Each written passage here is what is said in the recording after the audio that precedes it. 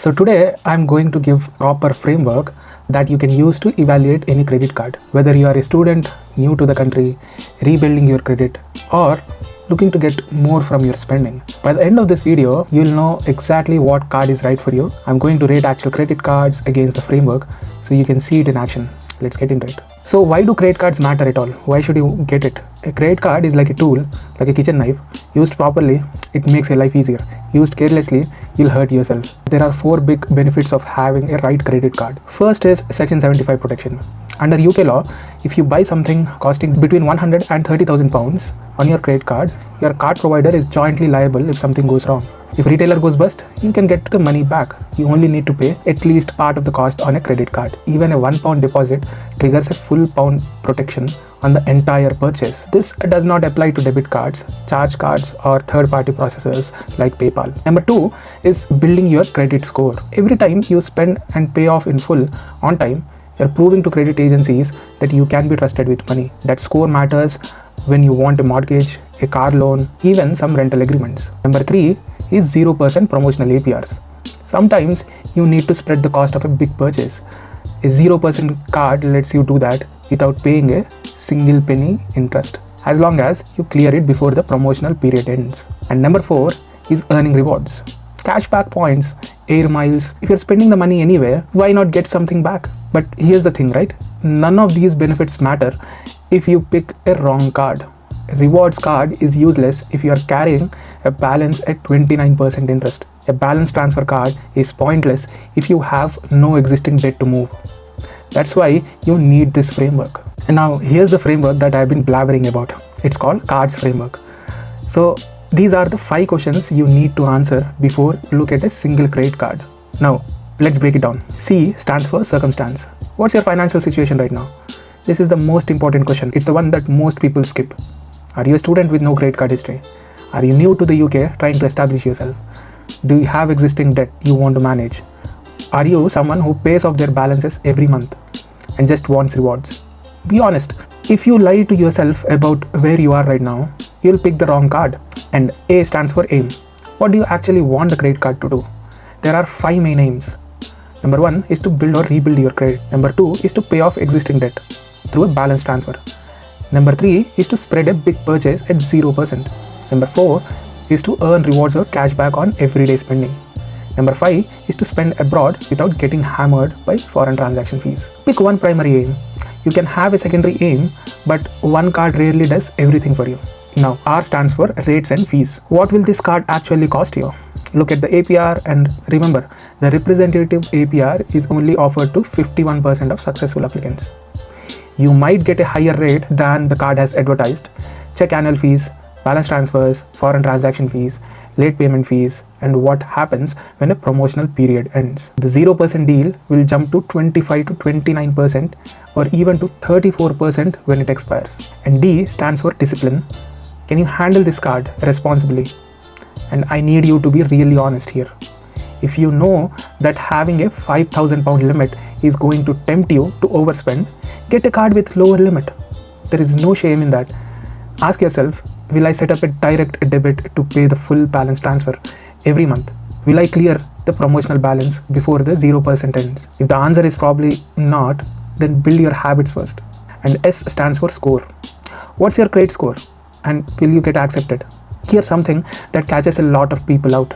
You can find the perfect card on paper, apply for it, get rejected. And that rejection itself damages your credit score.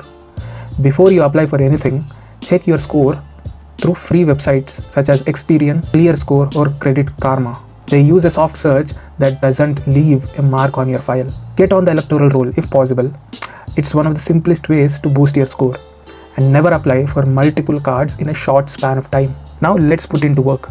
So category 1 is new to the UK, international student, no credit history. So the circumstance is international student on a visa, 0 UK credit history, thin file. The aim is to build your credit score, that's it, nothing else. And rates and fees are high APR, 34 to 40%, no annual fee. Pay in full monthly and you pay 0 interest. And D is one small spend, direct debit, pay in full, stay under 30% of your limit. And score is no UK score needed yet. Soft search eligibility checkers first. One application only.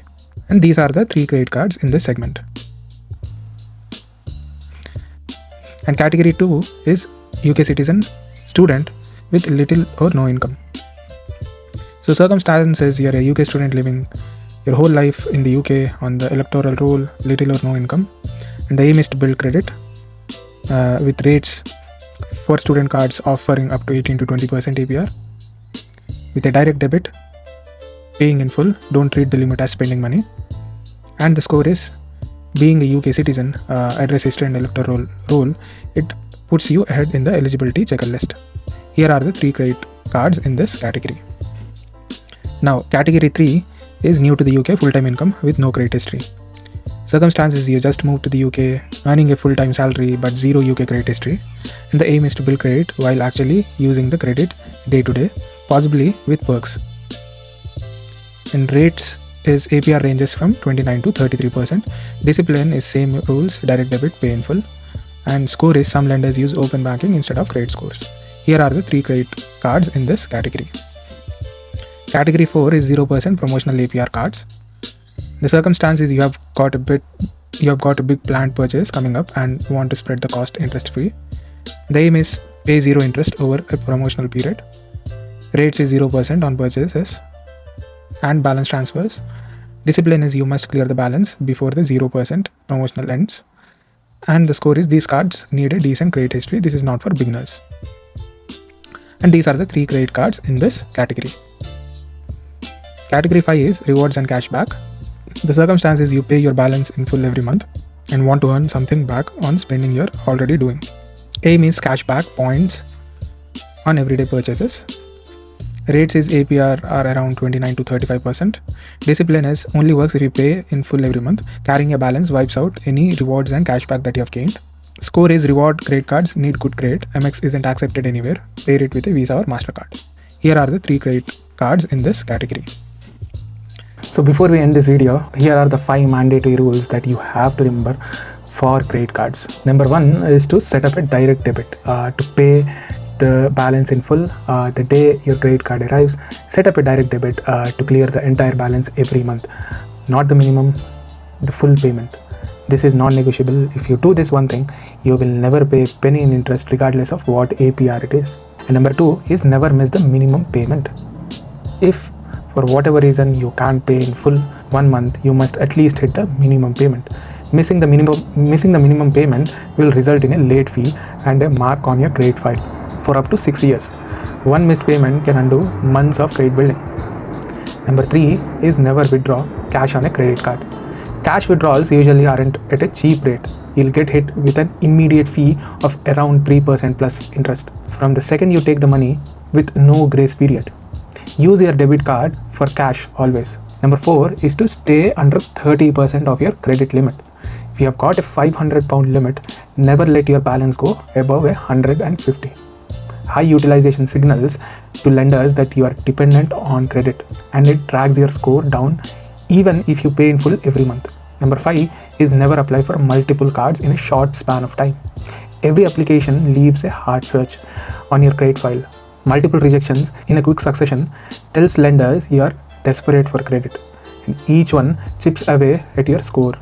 Use soft search eligibility checkers first. Apply for 1 card only at a time, and if rejected, wait at least 3 to 6 months before trying again. So try to apply this C.A.R.D.S framework whenever you want to apply for credit cards, and remember the 5 mandatory rules that we have just talked about, and you'll be good. See you in the next one.